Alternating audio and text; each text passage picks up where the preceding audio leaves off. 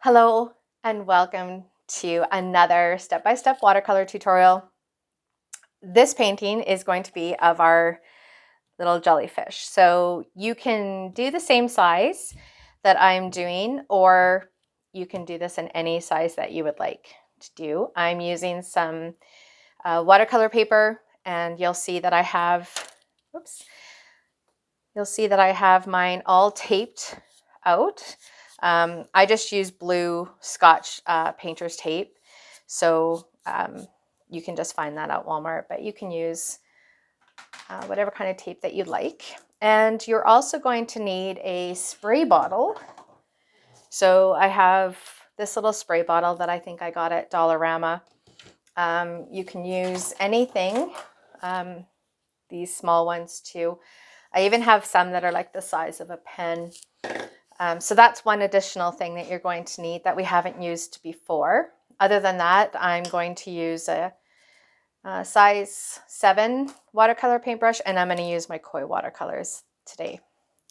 So we are going to do a combination of wet on dry and a wet on wet technique for the jellyfish. Now, for this first step, you could actually use just water. But if I use just water, I don't think you'll be able to see the shape that I'm making. So I'm going to add color to mine. And you can do this as well. And I'm going to use blues and purples, but you could use any combination of colors that you wanted to really. Be as creative as you'd like. But the very first shape, we're going to start, because our jellyfish is kind of swimming diagonally across our paper. So we're just going to make a half moon shape, just like this. Okay, and then what we're going to do is just wrap it a little bit around the sides, right? So you don't want to color this whole thing in, but I do want to bring this down just a little bit like this. So it's almost like a diagonal top to a mushroom. Now, I added color so that you could see it, but you could do this just in white or just like a plain, just water, so that you can do the wet on wet technique. So now I'm going to go back in with the darker shade. And I'm just going to drop in color because, again, you probably already know it's one of my favorite things to do. So I'm just going to drop in some color. And this is where I'm also going to add a little bit of a purple.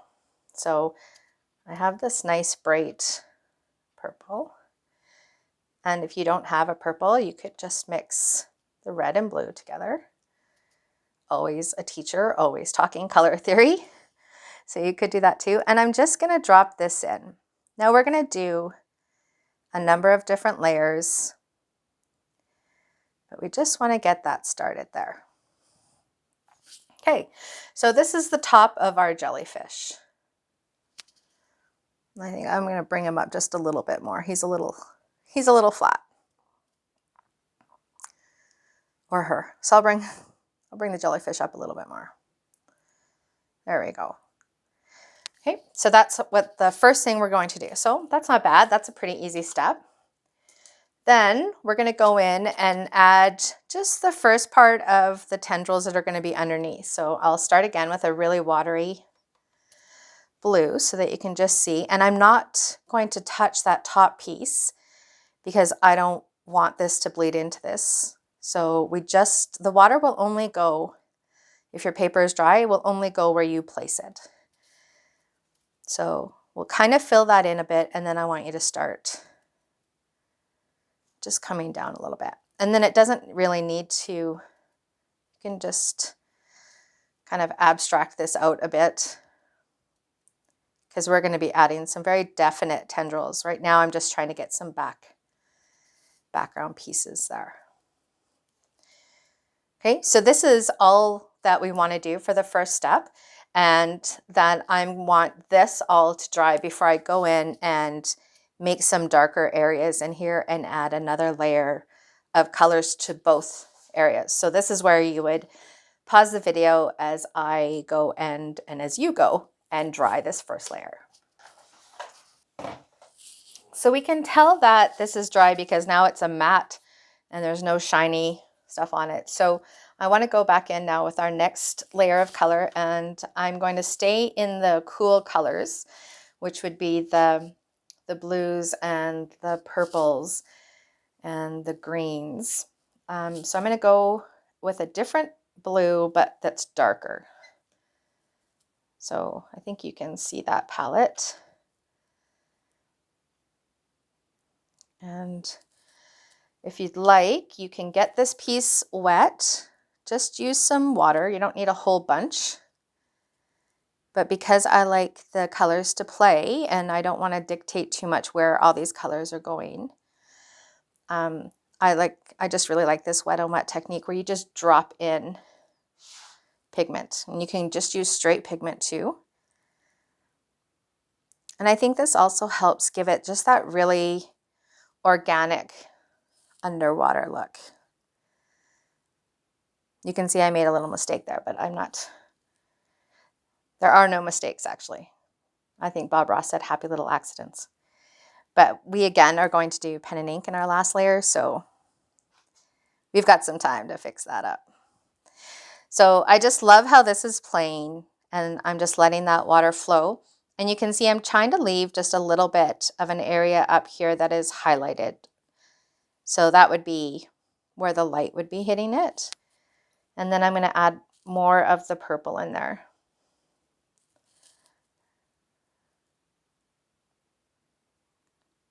And again, if you drop it somewhere where you're not really happy with it, just use some tissue or paper towel, dry your paintbrush off, and then you can just go in and lift it back out.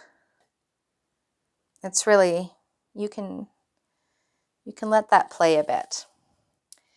So I am happy with that. So now I want to add some of this purple color, just lightly, in the bottom here. And again, I think I will just wet it a little bit so I can get a more natural playfulness from my pigments.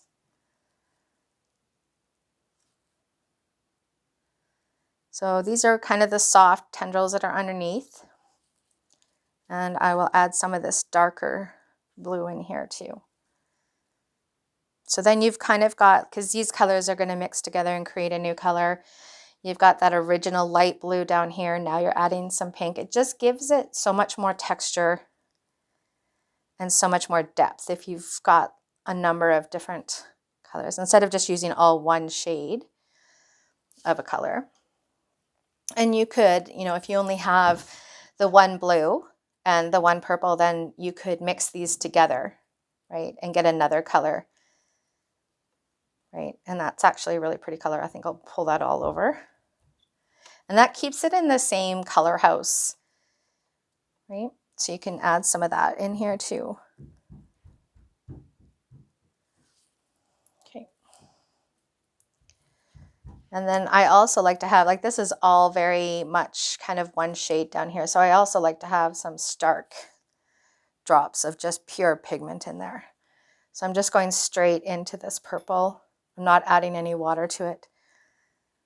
And I'm just dropping some in. And of course, that'll move and change as it dries. If you want it to move some more, you can just drop some water on top. See how it just kind of plays out. And I love that. Oh, and I dropped water on my paper. So you can just dry your paintbrush off and just lift that up. Okay, and now I am, you guessed it, gonna dry this level.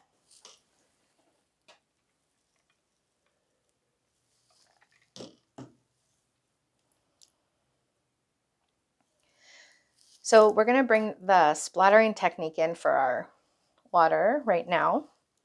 And I'm gonna use, I think, the darkest blue I have in my palette.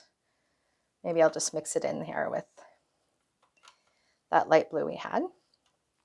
Again, it just keeps it in the same color house. And then I'll get a pencil, or you could use another paintbrush. And we're just gonna splatter this through the whole painting.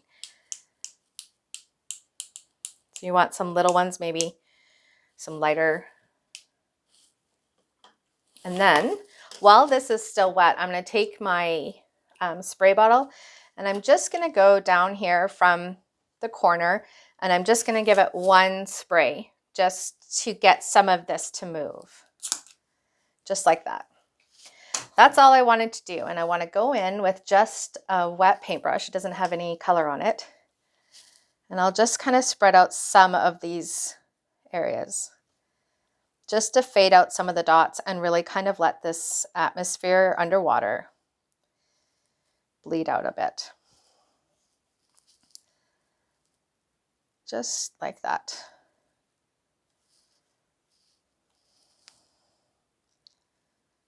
Yep. Okay. And, you know, we've got some on our jellyfish. You can blend that in if you want, or you can leave it. We've still got some pen and ink to go in under here as well.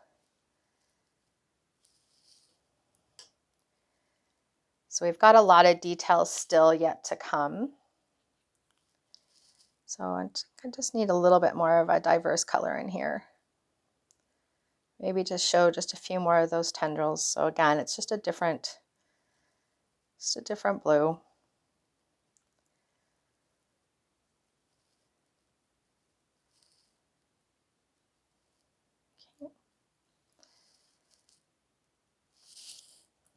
Okay, so I will dry this now so that I can do some more splattering before I start to add some really strong lines.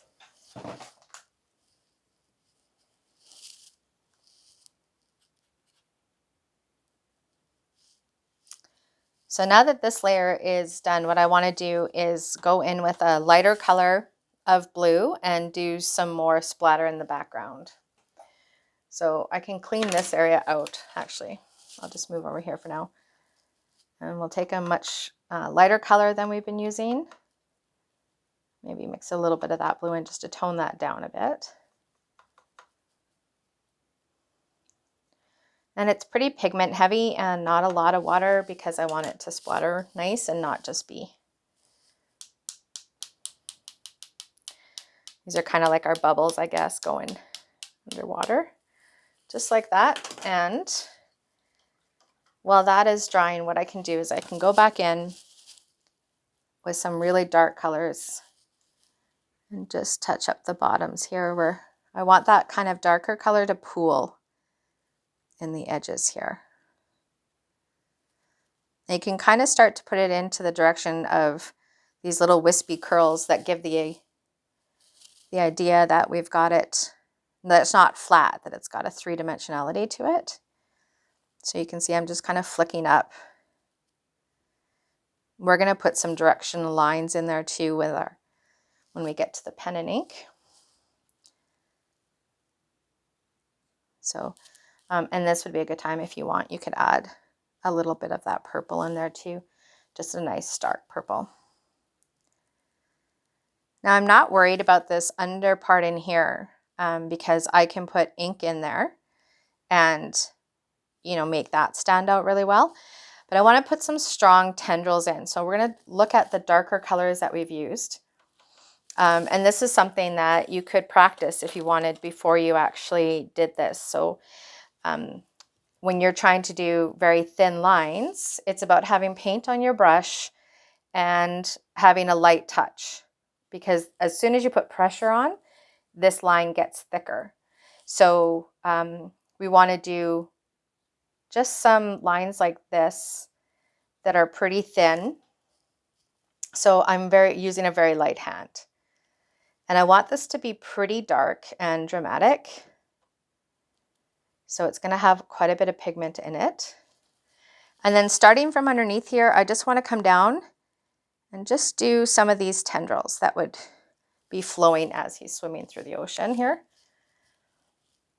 in this dark color.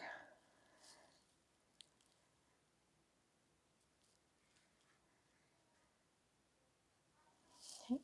And they can go off the page. Remember, I'm always kind of moving my composition off the page as well. And I don't like to use black a whole lot, but in this one, we're going to use some black too. We're going to add some black ink, but right now we're going to add just a little bit of the black watercolor. And I want it to be pretty strong. So again, it's pretty pigment heavy.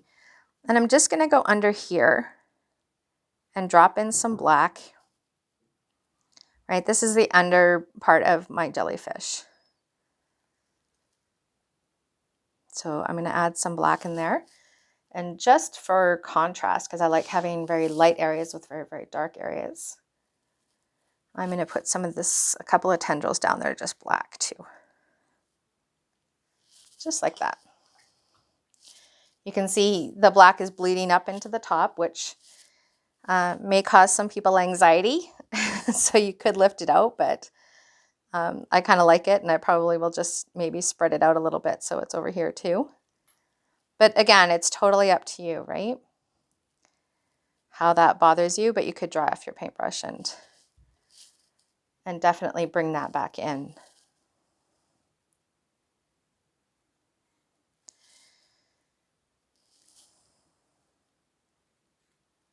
These ones are a little dark, so I'm just adding some water to them and bringing them down like that. Good, and so for our final stage now, we want this to dry, and then we're going to take some pen and ink into the painting. So we're back with, I've cleaned out my palette and decided that I want to add some white. So usually I would use the gel pens for this as well, but if you don't have a gel pen, because the white ones are kind of really hard to find, you can use white watercolor paint. So I want this to be, again, just really pigment heavy. And then I want to go back in and I'm going to add a few highlights to the top here. And I'm going to do just some directional pieces that remind you that he is three-dimensional. That's not really that bright, is it? I still might add some pen to that. There we go, that's better.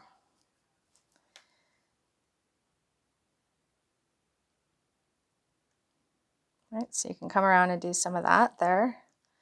I think in my original one I had a few tendrils that were white, so you can add a tendril in if you'd like. And then what I'm going to do is I'm going to go through some of the bigger splotches of background color and just put in some white into some of the bigger bubbles. And it doesn't matter which color it is, it just adds another texture to our painting and kind of makes some of those really jump out at you. So people will notice them a little bit more. And if it's okay if that white like completely covers it, some of them, but we're just going and quickly dropping in a little bit of white, almost like you're going through and highlighting all these little bubbles. But you certainly do not have to try and get all of them. Just like that.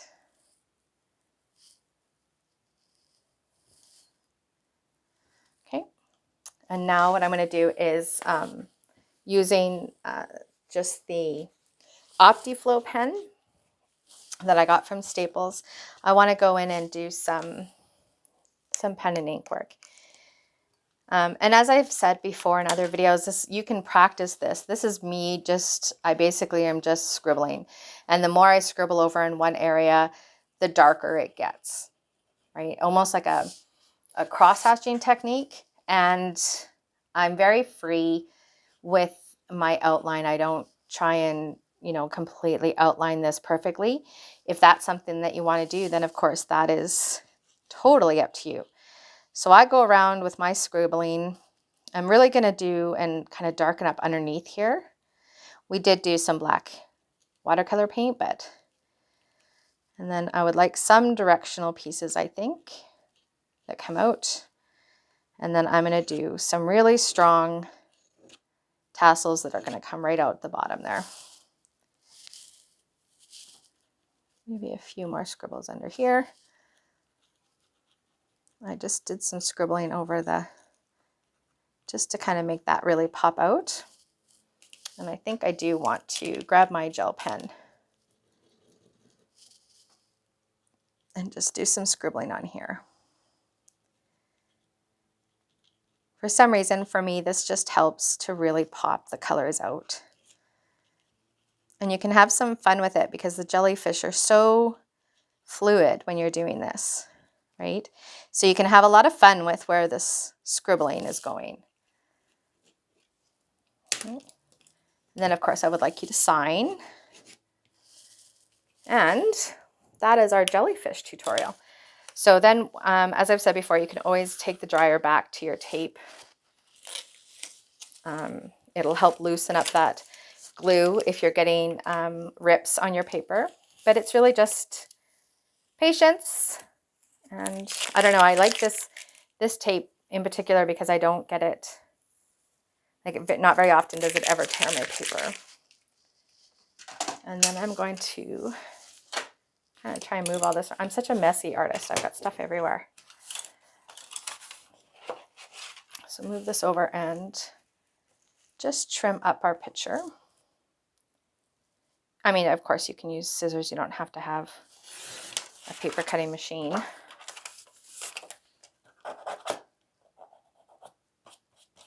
Paper is stuck in there. Sometimes this Fiskars doesn't like the really thick paper that I'm using, so it will get stuck or it'll just complain and not want to help me. And then I will take an eraser and erase those pencil lines that I can see when I drew out the shape of it. And again, I really love these Wopex Staedtler pencils that you get from Staples because they're so much lighter and they erase so much nicer when you don't want to have lines on your watercolors. You won't be able to tell at all. And there you go, there's your jellyfish. So again, thank you so much for joining me, and please comment underneath if there are any watercolors that you would like to do. I'm always looking for suggestions on what people would like to do for their step-by-step watercoloring tutorials. Hopefully we'll see you soon. Thanks.